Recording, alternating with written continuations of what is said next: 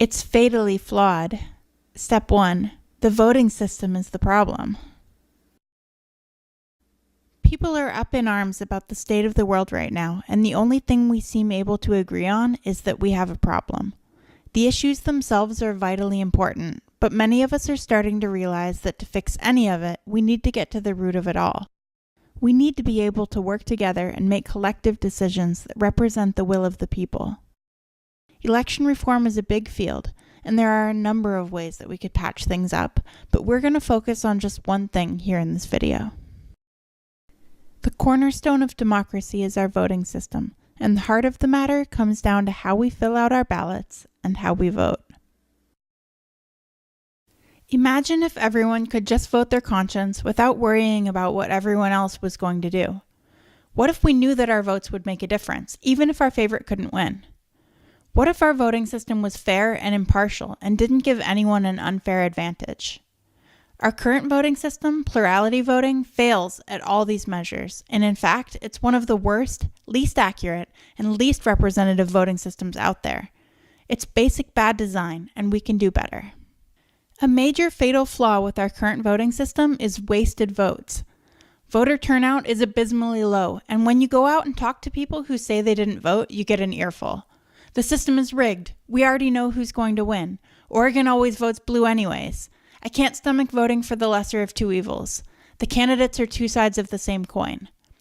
Many people respond that voting is our civic duty, which is true, but there's also a lot of truth to these statements. So let's go over a few of the ways that plurality voting can waste your vote. Number 1. Partisan primaries, especially closed primaries like we have in Oregon, exclude tons of voters who don't consistently identify with either major party. Nationally, that's almost half of voters, and here in Oregon, it's around a third. Independent or nonpartisan voters are the largest voting bloc, but if their candidates don't run as Democrats or Republicans, they don't have a chance because voters know that it's not safe to vote their conscience. Number 2. If your district always votes the same way. If you live in a safe district where one party always wins, then the election is consistently decided in the primary. This further excludes swing voters, but it doesn't stop there. If you're confident that your favorite is definitely going to lose, then there isn't much point in voting. Number 3. A divided electorate is the worst in terms of wasted votes.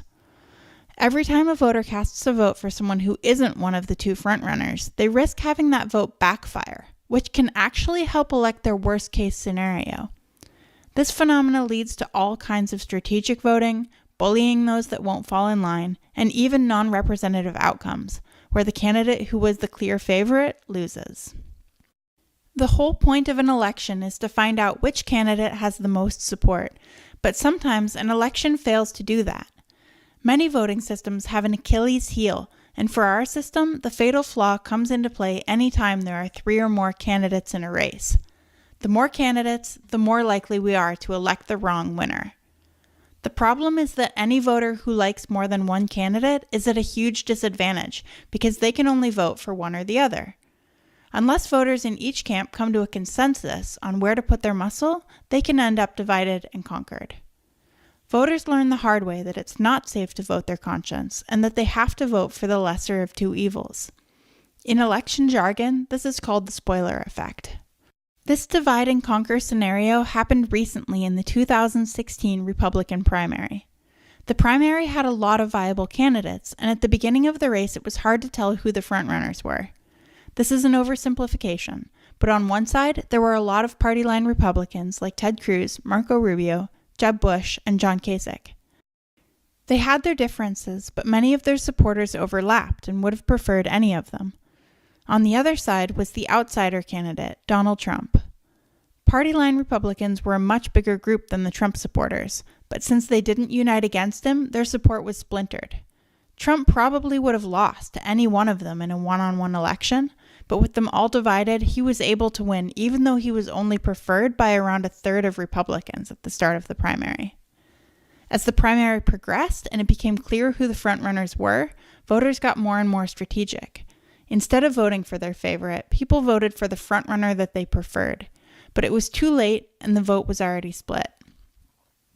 For democracy to work, we need a voting system that lets everyone vote their conscience and that elects the candidate with the most support, even in elections with lots of candidates.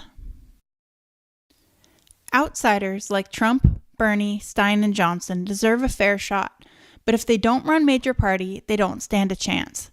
If they do choose to run major party like Trump and Bernie did, they have to either walk the party line or else anger the party insiders.